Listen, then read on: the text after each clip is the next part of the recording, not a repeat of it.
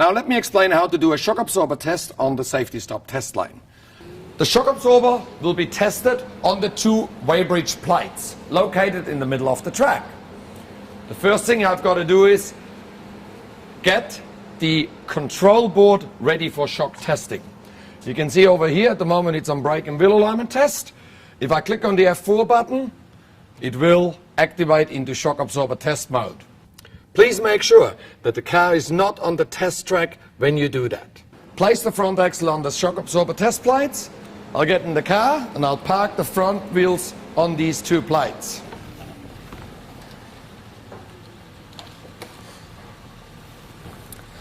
Now, the tire has to be absolutely in the middle of those two plates. The next thing I'll do is, I'll get out of the car and I open the bonnet, because we're now going to push each corner down and we've got to make sure that we're not going to damage any of the guards. Once the car is secured, the bonnet is up and everything is ready to go, I come back over here and I'll press the start button. Once I press the start button, the shock absorber testing can start. I'm going to come over to the left-hand side and I can stand anywhere on the test track except on the weighbridge. The next thing I do is I find a secure place to push down.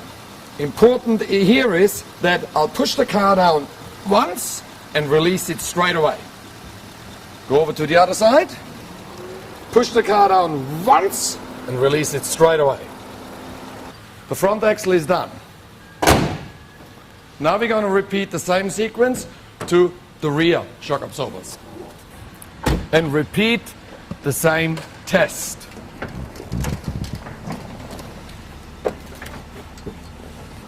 With the rear wheels, please do not pull the handbrake.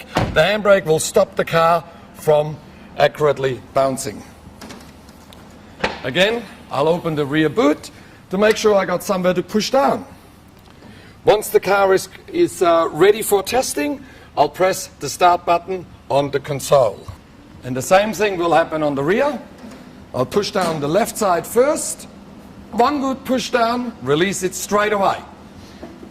Press the right side once, release it straight away. Now, the shock test has finished. Okay, and there is our shock test result.